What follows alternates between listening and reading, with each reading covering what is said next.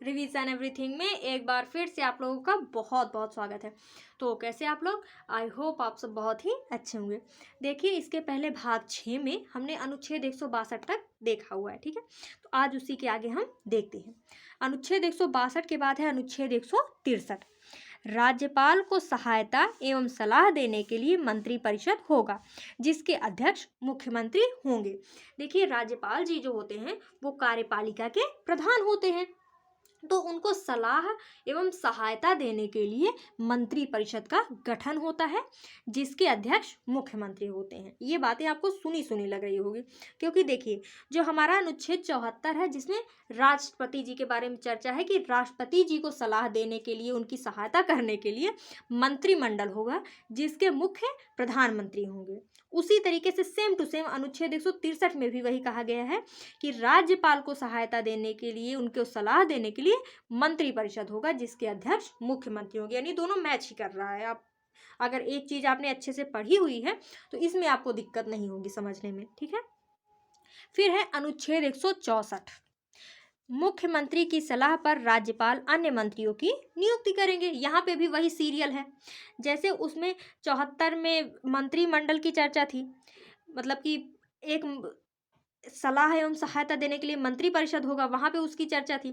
उसी तरीके से अनुच्छेद 75 में भी अन्य मंत्रियों की चर्चा थी। उसी तरीके से सेम टू सेम यहाँ पे भी 164 में कहा गया है कि मुख्यमंत्री की सलाह पर राज्यपाल अन्य मंत्रियों की नियुक्ति करेंगे। जैसे वहाँ पे अनुच्छेद 74 और 75 था, यहाँ पे अनुच्छेद 63 और 64 है, ठीक है। मतलब 163 और 164 है। फिर आगे है मुख्यमंत्री के कर्तव्य एवं शक्तियां। मुख्यमंत्री राज्य कार्यपालिका का वास्तविक प्रधान होता है, क्योंकि राज्यपाल जी तो औपचारिक प्रधान होते हैं, तो वास्तविक प्रधान मुख्यमंत्री जी ही होते हैं। वह विधानमंडल की सूचना राज्यपाल को देते हैं, यानी कि विधानमंडल में क्या क्या काम हो रहा है राज्यपाल जी को सूचना देते हैं। बिल्कुल उसी तरीके से जिस तरह प्रधानमंत्री जी राष्ट्रपति जी को सूचना देते हैं, उसी तरीके यहाँ पे जो मुख्यमंत्री जी होते हैं वो राज्यपाल जी को सलाह देते हैं।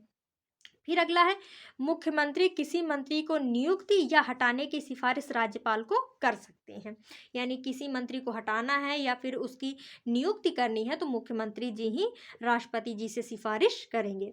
फिर आगे है कि मुख्यमंत्री के त्यागपत्र या मृत्यु होने से मंत्रिपरिषद भंग हो जाता है और नए मुख्यमंत्री अपने हिसाब से मंत्रिपरिषद बनाता है।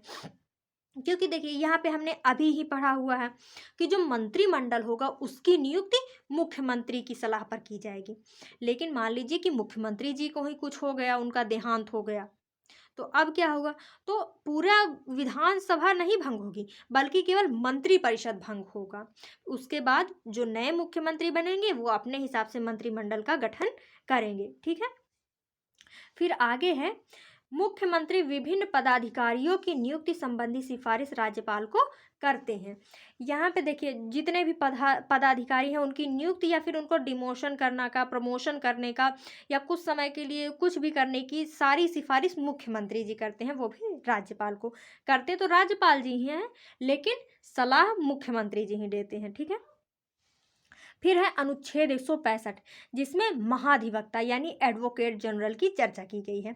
अगर आपने अनुच्छेद 76 अच्छे से पढ़ा हुआ है तो इसमें आपको कोई दिक्कत होगी ही नहीं, क्योंकि देखिए, अनुच्छेद 76 में महान्यायवादी की चर्चा की गई थी। बिल्कुल उसी तरीके से सेम टू सेम अनुच्छेद 165 में महाधिवक्ता की चर्चा की गई है। देखिए, राज्य को कानूनी सहायता देने के लिए महाधिवक्ता होते हैं।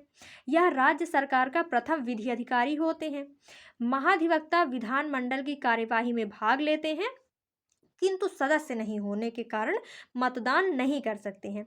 वह राज्यपाल के प्रसाद पर्यंत अपने पद पर रहते हैं और इनकी योग्यता हाईकोर्ट के जज के बराबर होती है।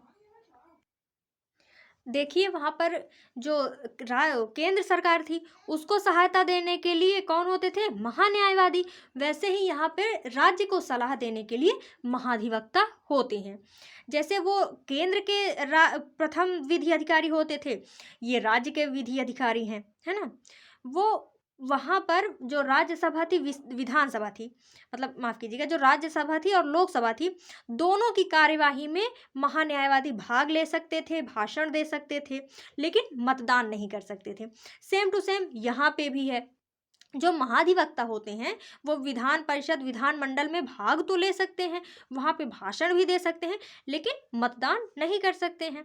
वो राज्यपाल जी के प्रसाद पर्यंत थे, और ये माफ़ कीजिएगा, वो राष्ट्रपति के प्रसाद पर्यंत थे, और महाधिवक्ता राज्यपाल के प्रसाद पर्यंत होते हैं।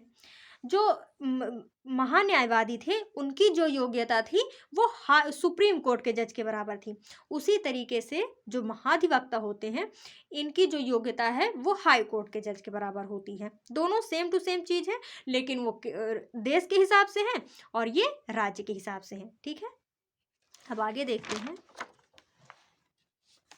अनुच्छेद 166, राज्य सरकार के कार्य का संचालन। यानी अनुच्छेद 166 में कहा गया है कि राज्य सरकार के केंद्र का, माफ कीजिएगा, राज्य सरकार के कार्य का संचालन कैसे होगा। कैसे होगा? प्रधानमंत्री जी की सलाह पर राष्ट्रपति जी ही कार्य का संचालन करेंगे, है ना। फिर है अनुच्छेद 167, प्रत्येक राज्य के मुख्यमंत्री का यह कर्तव्य होगा कि वह समस्त जानकारी राज्यपाल को देंगे, और राज्यपाल को भी जानकारी मांगे मुख्यमंत्री वह जानकारी देंगे। यानी कि ये, इसके बारे में तो पहले ही चर्चा की गई है, जब मुख्यमंत्री जी के जो शक्तियां हैं उनके बारे में चर्चा की जा रही थी कि जो भी कार्य होता है उन सब की जानकारी राज्यपाल को मुख्यमंत्री जी देंगे। उसके अलावा राष्ट्रपति जी जो भी जानकारी मांगेंगे, प्रधानमंत्री जो मुख्यमंत्री जी हैं वो बाध्य होंगे उनको वो जानकारी देने के लिए। फिर है अनुच्छेद 168, जिसमें विधानमंडल की चर्चा की गई है। देखिए, विधानमंडल राज्य के कानून बनाने की संस्था है। विधानमंडल के 3 अंग होते हैं, विधानसभा, विधान परिषद और राज्यपाल। बिल्कुल सेम टू सेम संसद की तरह। जैसे वहाँ पे लोकसभा होती थी, यहाँ पर विधानसभा है। वहाँ पर राज्यसभा होती थी, यहाँ पर विधान परिषद है। वहाँ पर राष्ट्रपति जी होते थे, यहाँ पे राज्यपाल जी हैं। यानी कि संसद के भी 3 अंग हैं और विधानमंडल के भी 3 अंग हैं। देखिए, विधानमंडल के 2 सदन होते हैं, एक विधानसभा और दूसरा Vidhan Parishad. Same to same जैसे संसद के 2 सदन होते थे, राज्यसभा और लोकसभा, वैसे यहाँ पे भी विधानमंडल के 2 सदन होते हैं। ठीक है, फिर है अनुच्छेद 159, इसमें विधान परिषद के सृजन यानी निर्माण की चर्चा है। जिन राज्यों को विधान परिषद का निर्माण करना है, वहाँ की विधानसभा इसका प्रस्ताव पारित करके संसद को भेजेगी, और संसद के अनुमोदन के बाद उस राज्य में विधान परिषद का गठन किया जाएगा। अब ऐसा क्यों? क्योंकि देखिए, जो विधान परिषद है वो हमारे देश के केवल 7 राज्यों में है। देश के हर राज्य में विधान परिषद नहीं है। ठीक है, तो मान लीजिए कि किसी राज्य को विधान परिषद का गठन करना है, तो वो अब कैसे करेगी? तो वो विधान परिषद का गठन करने के लिए अपने यहाँ की जो विधान सभा होगी वहाँ से वो प्रस्ताव पारित करेगी। उसके बाद उसे संसद में भेजेगी। जब संसद में उसका अनुमोदन हो जाएगा, संसद में वो पास हो जाएगी दोनों जगह से, यानी लोकसभा और राज्यसभा से, फिर उस राज्य में विधान परिषद का गठन हो जाएगा। ठीक है, तो ये था अनुच्छेद 159।